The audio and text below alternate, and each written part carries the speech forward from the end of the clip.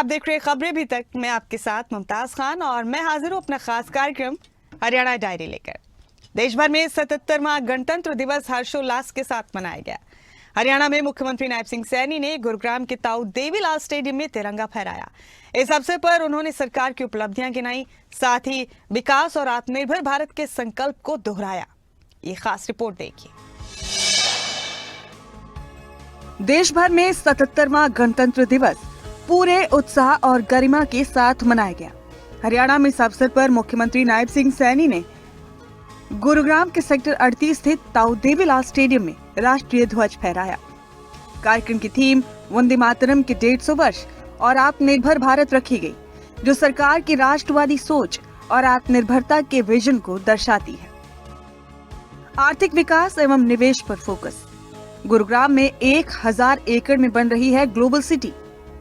एक साल में 34,000 युवाओं को सरकारी नौकरियां, 2,34,000 महिलाओं को लखपति दीदी बनाया गया। पीएम आवास योजना में 1,56,000 लाभार्थियों को मकान दिए गए। प्रदेश में अब 17 मेडिकल कॉलेज है, 3 का निर्माण जारी। किसान और युवाओं का पूरा ख्याल रख रही है सरकार। प्रदेश में 22 नए राष्ट्रीय राजमार्ग घोषित। हिसार के कई शहरों के लिए सीधी उड़ान।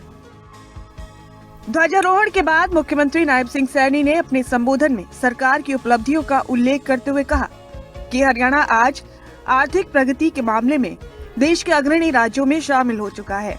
उन्होंने बताया कि प्रति व्यक्ति आय 3,53,000 रुपए के साथ हरियाणा बड़े राज्यों में पहले स्थान पर है, जो प्रदेश की मजबूत अर्थव्यवस्था और सही नीतियों का प्रमाण है। प्रिय प्रदेशवासियों, राष्ट्र की इस प्रगति यात्रा में हरियाणा प्रदेश का भी महत्वपूर्ण योगदान रहा है। मैं बताना चाहूंगा कि हरियाणा देश के क्षेत्रफल का मात्र 1.34% और जनसंख्या का 2.09%, लेकिन आज देश की जीडीपी ने हमारा योगदान 3.7% है। हरियाणा 3,53,000 रुपए प्रति व्यक्ति के साथ देश के बड़े राज्यों में प्रथम स्थान पर है। भाइयों बहनों, मुझे बताते हुए खुशी भी है कि हरियाणा प्रति व्यक्ति जीएसटी संग्रहण में देश में प्रथम स्थान पर है। State ease of doing business ranking में हरियाणा टॉप अचीवर्स कैटेगरी में ये शामिल है। उद्योगों को लॉजिस्टिक सुविधा देने हरियाणा देश में दूसरे तथा उत्तर भारत में ये पहले स्थान पर है। साथियों, हरियाणा ओलंपिक व अन्य अंतर्राष्ट्रीय खेल प्रतियोगिताओं में सर्वाधिक पदक जीतने वाला राज्य है। वहीं मुख्यमंत्री ने जानकारी दी कि सरकार ने अपने 1 वर्ष के कार्यकाल में 217 संकल्पों में से 54 संकल्प पूरे कर लिए हैं। प्रशासनिक सुधारों की दिशा में बड़ा कदम उठाते हुए हांसी को नया जिला बनाया गया, जिससे क्षेत्रीय विकास को नई गति मिली है। हमारी कथनी और करनी में कोई अंतर नहीं है। हमने गत विधानसभा चुनावों के दौरान अपने संकल्प पत्र में 217 संकल्प लिए थे। उनमें से 54 संकल्प हमने पिछले 1 साल में ही पूरा कर लिया है और 163 पर काम जारी है।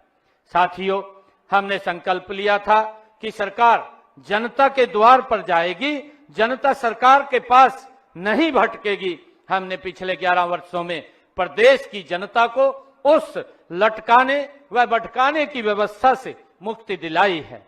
साथियों, लोगों को अपने सरकारी कामों के लिए दूर न जाना पड़े, इसके लिए हमने हांसी को नया जिला बनाया है। इससे पहले भी दादरी को भी जिला बनाया गया था। साथियों, आपको याद होगा वह दौर जब नौकरी के लिए पर्ची और खर्ची चलती थी, जब योग्यता रद्दी की टोकरी में डाल दी जाती थी।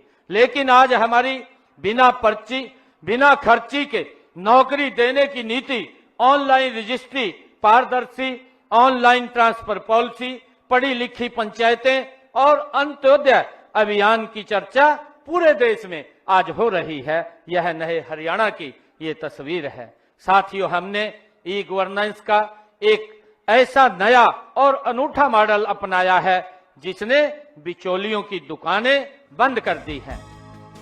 मुख्यमंत्री नायब सिंह सैनी के नेतृत्व में हरियाणा विकास, रोजगार और सुशासन की राह पर तेजी से आगे बढ़ रहा है।